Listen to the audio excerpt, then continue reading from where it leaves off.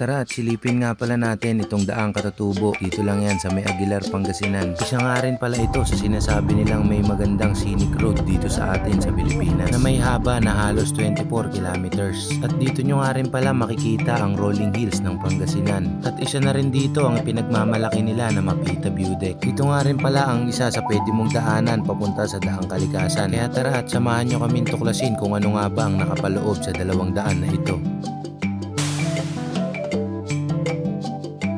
From San Ildefonso, Bulacan mga pare, pupunta nga pala tayo sa Kalumpit. Doon nga pala ang napagpasyahan naming meet up dahil magkakaiba kami ng panggagalingan. At syempre yan na nga pala ang makakasama natin ng Team Idol. Hindi na nga rin pala kami masyadong nag-video niyan kasi madilim at wala rin naman kayo makikitang iba. Ayan, ganyan lang, tamang batian lang kami. Kabilang Team Bison lang ang nagkakapi.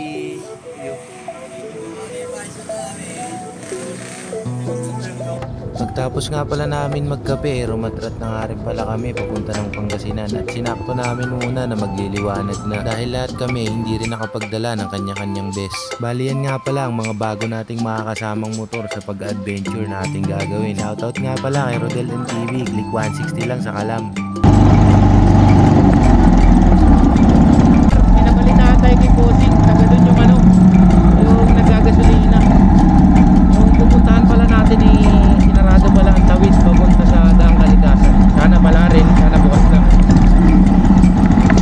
At pagdating nga pala natin dyan sa bayan ng Aguilar, lumiko nga pala tayo dyan pakaliwa sa may barangay ng Pugumbua. Sabi nga pala dun sa napagtanungan natin hindi na nga raw pala nagpapatagos papunta ng Daang Kalikasan. Sa kadahilan ng marami ng araw na aksidenteng mga bikers at motorista rito. Dito pa nga lang sa baba daman-daman mo na ang init ng panahon. Pero ayos lang yan mga par dahil gawang fashion costume nga pala ang riding jersey na suot natin ngayon. Sa entrada nga pala ng Daang Katatubo kailangan nyo lang mag-register at magbayad ng 20 pesos bago kayo pumasok. Mas mainam nga pala na mag-full tank na rin kayo bago kayo umakyat. Mahaba-haba nga rin pala ang magiging biyahe natin dito at di rin natin alam kung ano ang mga sasalubong na daan sa atin. First time nga pala natin gumamit ng enduro sa ganitong klaseng ride. Madalas kasi yung P6 na lang natin ang ginagamit natin sa mga ganito kaya basag-basag na yung makina. Wala pa kami sa kalahati mga boss pero sobrang ganda na at makikita mo nga rin pala dito ang solar farm nila. Grabe, sobrang laki, halos mapaligiran na yung bundok. Sobrang solid ng mga tanawin dito, talagang mabubusog ang mata nyo. At dito sa parting to halos ito na nga pala yung tuktok at dito na rin ang Mapita View Deck. Kung mapapansin nyo parang hindi namin iniinda yung grabing init ng panahon dahil nga pala yan sa suot namin na riding jersey ng fashion costume. Umakyat nga rin pala kami dyan sa may Mapita View Deck hindi para mag-picture o mag-video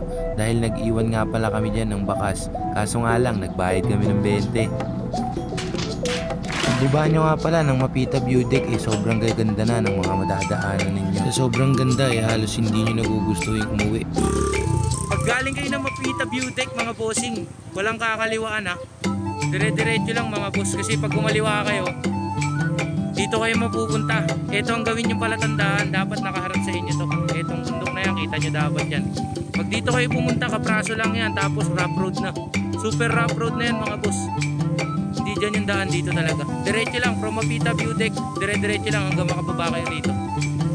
Ito nga pala yung daan na sinasabi ko mga boss kung sakasakali man na may kumaliwa sa inyo tulad ng nangyari sa amin. Nung una nalilibang pa kami dahil nga naka-enduro kami pero nung tumagal-tagal parang naisip na namin na mali na talaga. Sabi kasi sa napanood namin video ang rough road lang bago umakyat ng tulay pero pagbaba namin dito ang haba. Ito nga pala yung sinasabi ko sa inyong rough road mga par. Dahil tinamaan kami ng kaba sa katawan hindi nga pala namin inakyat yan at tumikot kami pababa. Meron namang alternate route dyan mga par, magre-river cross nga lang kayo. Diyan nga pala kayo dadaan sa river cross na yan pero mababaw lang naman yan mga par at kayang-kaya ng motor. Ang hindi ko lang alam kung tumataas ba yan pag nag-uulan. At ayun na nga habang nag-aantay talagang nagpagpag muna kami ng kaba dahil medyo matarik din yung aakyatin doon sa kabila. Tignan mo naman kasi sabi light trail daw, yung pala kailangan ng light kasi gagabihin. At dyan pababa na nga pala kami dun sa may gilid ng tulay at dun nga pala kami magre-river cross. Maginawa naman siya daanan mga par, kahit rough road siya talagang ipit na yung mga lupa at hindi na kumakain ng gulong, kaya hindi ka na mababalaho kung sakali. Yung kasama nga pala namin naka-click 160 si Rodel NTV binisik nga lang pala yung mga ganitong daanan. Sa kasamaang palad hindi ko mahanap yung clip ng pag-river cross namin. At dito talagang nakatagos naman kami lahat ng maayos. Naidaos naman namin ng matino yung pag-river cross namin dahil mababaw lang ang tubig. At dito na nga pala tayo sa exciting part dahil sumimplang nga pala si Idol habang papaakyat tayo dito sa kauna-unahan trail na binakbakan natin. Anong masasabi mo? Ulang pagtatagka. Nakakakaba rin mga boss, mukha lang siyang hindi matarik sa video pero matarik talaga siya. Yung binidyohan ko kanina, halos ganun din siya katarik. Ang kaibahan lang dito talagang pitpit na yung lupa. Hindi kagaya dun sa kabila na buhaghag pa at sobrang dami pang bato. Buti na lang talaga at mas pinili naming dito dumaan kasi kung dun sa kabila baka lahat kami sumimplang na. Kitang kita nyo naman sa video kung paano binisik ng Click 160 yung daan dito.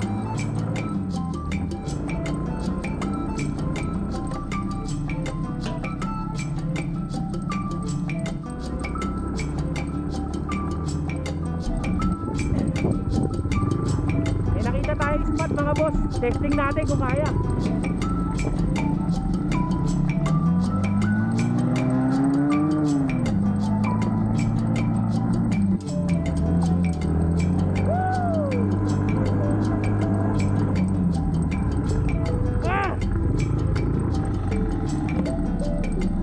You will for adventure.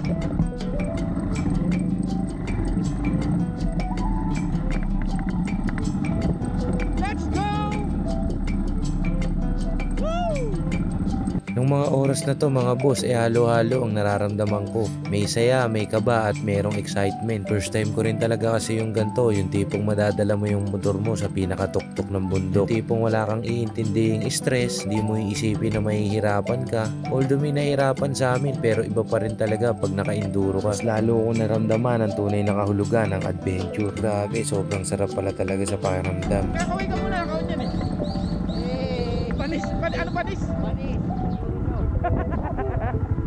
Basic, Click 160. Partida, may karga pa. Partida. Dito naman makikita nyo kung gaano kaganda tong spot na pinanik namin. Iba rin talaga kapag solid ang mga napupuntahan na lugar. Syempre kasama ang solid mong tropa. Magkakaroon ng aberya pero hindi mag-iiwanan. Mag-aantayan kahit gaano man katagal o kahit anumang problema basta uuwi at aalis ng magkakasama. So paano mga boss, hanggang dito na nga lang pala to. Maraming salamat sa panonood nyo. So yun mga bossing, inabot nga pala tayo ng 35.1 km simula doon sa Daang Katutubo hanggang dito sa may Daang Kalikasan. Kaso lang mga boss, bawal na tayong tumagos dito So hindi talaga pwedeng makadaan doon kasi nga hindi ko alam din yung pinaka main reason Pero yun nga, hanggang dito na lang sa mga pupunta rito. Yun, bawal tayong dumaan dito, hanggang dito lang. Ang choice lang natin is babalik ulit tayo sa lahat ng dinaanan natin kanina. Yun lang. Peace!